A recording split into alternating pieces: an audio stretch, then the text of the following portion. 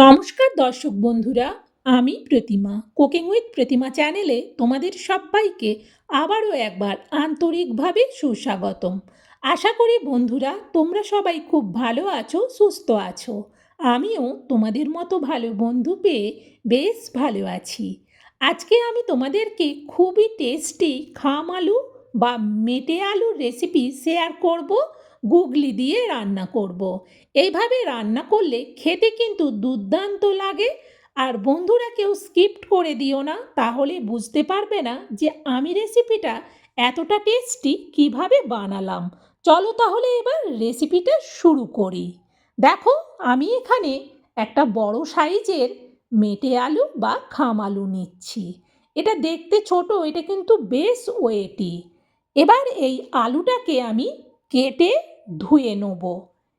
এই আলুটা কেটে ধুয়ে নিয়েই ফিরে আসছি, তোমরা কিন্তু স্কিপ করে দিয়ে চলে যেও না, আমার সাথে পুরো রেসিপিটা দেখো। দেখো, পুরো আলুটা কেটে ধুয়ে নিয়ে জল ঝারিয়ে আমি এই স্টিলের থালাটার মধ্যে রেখেছি। আর আলুগুলোকে এইভাবে বড় বড় করে কেটেছি। আর এর সাথে দেওয়ার জন্যে গুগলিটাও দেখো ভালো করে ধুয়ে একেবারে পরিষ্কার করে নিয়েছি। আজকে এই মেটে আলু বা খাম আলু দিয়ে গুগলি আমি কিভাবে রান্না করব সেটা কিন্তু তোমরা স্কিপ করে দেখলে বুঝতে পারবে না। চলো রান্নাটা তাহলে এবার শুরু করি। দেখো, গ্যাস জেলে কড়া বসিয়ে দিয়ে কড়াতে দিয়ে দিচ্ছি সরিষার তেল। খুন্তি দিয়ে তেলটাকে কড়ার উপর পর্যন্ত চাড়িয়ে নিলাম। তেল আর কড়া দুটোই ভালো করে গরম হয়ে গেছে। তেলের মধ্যে দিয়ে দিচ্ছি অল্প হলুদ, তারপর পুরো খাম আলু বা মেটে আলুগুলো দিয়ে দিলাম। এবার ভালো করে খুন্তি দিয়ে এই মেটে আলু বা খাম আলুকে নাড়াতে থাকবো। এই আলুটা যখন ছাড়িয়ে ধোয়া হয় এটা কিন্তু ভীষণ হড়হড় করে, কিন্তু এইভাবে ভালো করে ভেজে নিলে এর হড়হড়ে ভাবটা পুরোটাই চলে যাবে। গ্যাসের ফ্লেমটা কিন্তু এই সময় আমি মিডিয়ামে রেখেছি।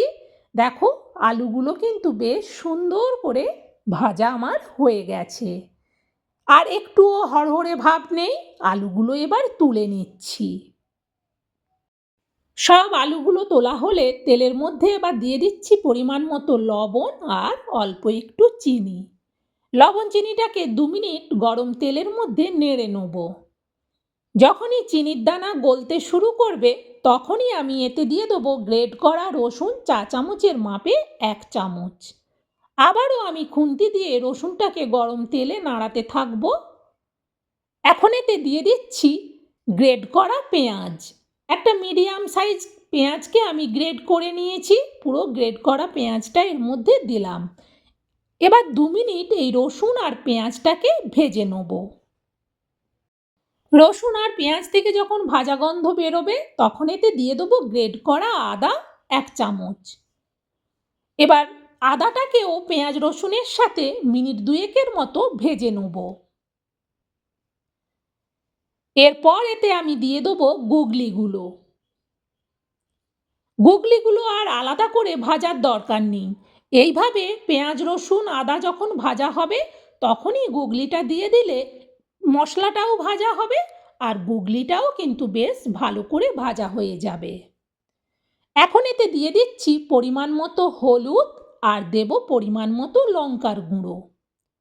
হলুদ লঙ্কার গুঁড়োটা দেওয়ার পর আবারও খুন্তি দিয়ে গুগলির সাথে এগুলোকে নাড়াতে থাকবো।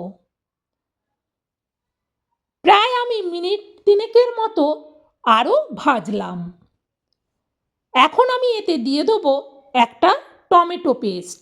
মিডিয়াম সাইজের গোটা টমেটোর পুরো পেস্টটাই এর মধ্যে দিয়ে দিচ্ছি। টমেটো পেস্টটা দিলে একটু জল জল ভাব হয়, তাই এটা ততক্ষণ পর্যন্ত কষাতে থাকবো যতক্ষণ না এই টমেটোর জল জল ভাবটা চলে গিয়ে আবারও তেল আর মশলা না আলাদা হচ্ছে। দেখো, সুন্দরভাবে কিন্তু জলটা শুকিয়ে গেছে, তেলও ছেড়ে দিয়েছে মশলা থেকে। এখন এতে দিয়ে দেবো মেটে আলু বা খাম আলুগুলো।